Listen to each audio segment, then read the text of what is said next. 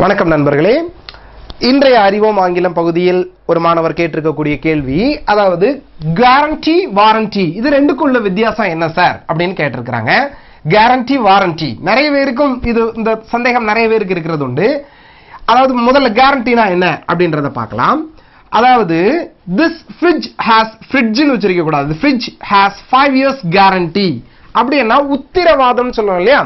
இது நல்லா உழைக்கும், 5 வருஷத்துக்கு உழைக்கும். ஆனா எழுத்துப்பூர்வமான எந்த இதுவும் இல்லை. ஆனா வாரண்டின்றது have you got the warranty card அப்படின்னா a return statement, a return statement.